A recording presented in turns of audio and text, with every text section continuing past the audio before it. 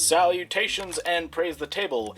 It's another mock review. Today, for your viewing pleasure, we have Balsa. Balsa here is a juvenile Vorox. Not a Zesk as the helmet would suggest, but a juvenile Vorox. The story goes that after the Vorox had raided this place, some scouting party went in to search for survivors, and they found this little infant Vorox left there. And so they decided to have a heart and bring it back to their water tribe and raise it as their own. You know, as you do. So this Vorox has no idea what it is to be a Vorox, and not much idea what it means to be a water tribe Glatorian, seeing as how she wasn't raised in Vorox culture, and even being raised in water tribe culture, she still doesn't fit in that much. So that's a little sad, but one other thing is that she's pretty much mute. She'll make, grunts and other noises during, fights or, but she never learned speech. That's not something the Vorox really do. So, am I missing anything? No, not really. So let's get into the mock. So starting off as always with the feet. These feet are pretty custom. So, one thing about them is, the hand connector as a base, like you do, and then this other stuff. So this piece that Elira always likes to put on the front, I never got that. That never made much sense, but it works pretty well as the heel to a foot, and so that's that. That's probably actually the most stable part of the foot, because these claw things, these claw fingers here, they're on a Lego bar stick connection, and so they tend to wibbly wobbly all over the place, and so they're not too stable. They're mostly meant to keep this heel flush with the ground, and then they can pose individually, and that's all right. That's pretty great. It looks pretty good. It's a nice in between those massive Glatorian Paraka claw feet. You look down and say, "What are those?" And just it's not great. So you have these, and they're pretty great. So that's all I have to say about the feet. Let's move up. So these shins, there's nothing too complex about them. They're just an upside down Metru limb, and they got that Vorox armor on. Great. That's really all there is to that. Now these hips are where it starts to get a little interesting, and they don't look too weird, but trust me. Let me just take this off. Jeez, that is solid. Okay, so yeah, that's how it is. That's I don't think that really needs an explanation. So just gonna put that back on, and we'll move on. Now, this body is pretty freaking custom, if you couldn't tell. It starts off with that Inika/Metru pelvis piece, and builds off of that. So it's just got all of this Technic mumbo jumbo holding it together. It's pretty complicated. Now, one thing you may notice is that she's got this, this thing from the Star Wars Rey set. I didn't think the set itself was worth getting, so I just bought this off Bricklink, and it's pretty cool. I didn't put it on the same way Ray did.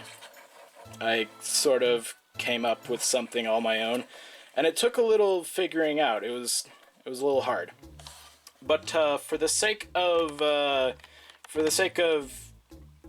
you know, letting you know, like, the construction and stuff that's in case you wanted to build this yourself, I'll just take this off and show it to you without that. So here you can see some sort of brick sort of system stuff that's meant to be the sort of chitin armor that just forms around her body. And so you can see how this is connected. It's you know, system mumbo jumbo, and there's some sort of weird handlebars thing that a minifig is supposed to grab. I find that piece really useful generally. It's pretty cool. And then after that, you can see under here is just, yeah, actually this torso is pretty similar to Gigana's, because this Mari armor piece on the back is actually holding the whole thing together. You know, like I do. And then there's just some brick stuff holding this on. And let me just put this back together now, because this is a mess. And we're back. That actually took a really, really long time to fix, so I'm never gonna do that again. Alright, so where were we? These arms, standard as freaking standard. Here are factory arms. Nothing much to say about that. Standard as standard. Hand. Nothing much to say there either. These joints were actually painted. This one brown and this one blue. And it works pretty well. You can't really tell that apart from that, and so it's pretty all right. And so where to next? What do you think? I think we'll tackle the head. This thing would go up. All right. So this head, it's the Zesk helmet. Gives sort of a little bit more youthful appearance than the Vorok's helmet, which is still awesome. I wish I had it, but wouldn't fit here. So we have this Glatorian head. The chin is painted solid blue because that trans blue doesn't make any sense. But the eyes are still left alone so that they can glow and stuff. There's this rod shoved through the ears so that this sort of these claw things can dangle out the back of the head. And if you were wondering how I got the eyes to be orange like so, it's a sticky note.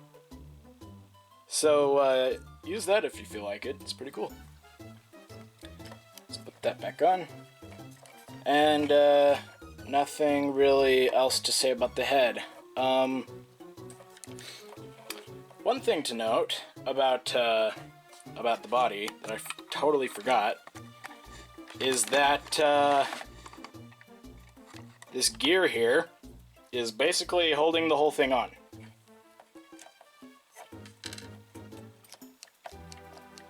So yeah, that's one thing to note. Seems I haven't learned my lesson from Wanamu. Actually, I think this thing was built before Wanamu, and I just haven't got around to reviewing it.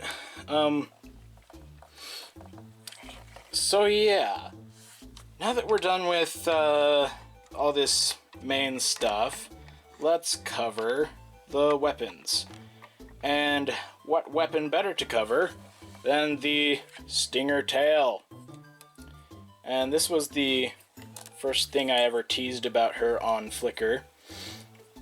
It's pretty cool looking. It's taken this sort of default Zesk tail here and just extended it to be actually useful. A bit of greeblage here to make it not ugly, you know, the works. And so this is pretty cool. It can go over either shoulder. It can reach,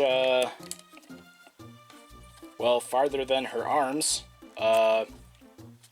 And, yeah, about as far as any of the weapons she will hold in her hands. So this is a cool thing. Those feet I was telling you about, you know. But there are, you know, actual, artificial weapons that are used. So let's get this trident. And I've used, no, I haven't used, I've seen places, you know, gladiators using spear and trident, and I never knew what that was called until I googled it. And so, apparently, using not spear and trident and net, this combination of weapons, the gladiator who holds those weapons is called the Rotarius.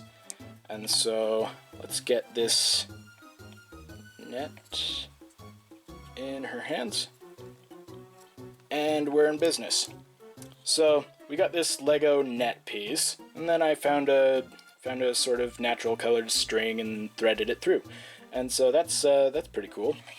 And this trident is just the Kena trident with only one end, and so that's pretty dang cool. An actual style of gladiator as a gladiatorian. And so this is pretty effective, because if she gets you in this net, she can not only stab you with this trident, but also stab you with this stinger tail. And so it's very effective. They don't call her a prodigy for nothing. The Vorok's prodigy. And so, yeah, she pretty much makes up for any sort of prejudice by being very effective in the junior ring. She isn't quite graduated to regularly scheduled gladiatorian matches.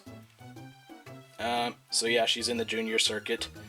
And so now that we've covered that, I think that's all there is to cover. I think.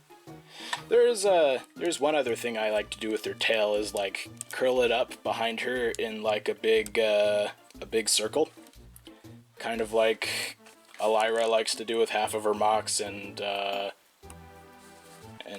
of Shadowgear's as well. And so that's a cool little thing you can do that looks pretty cool, because this tail is quite posable. Quite a bit more posable than either Vorok's or Zesk's. So that just about wraps it up. This has been Balsa. See you next time.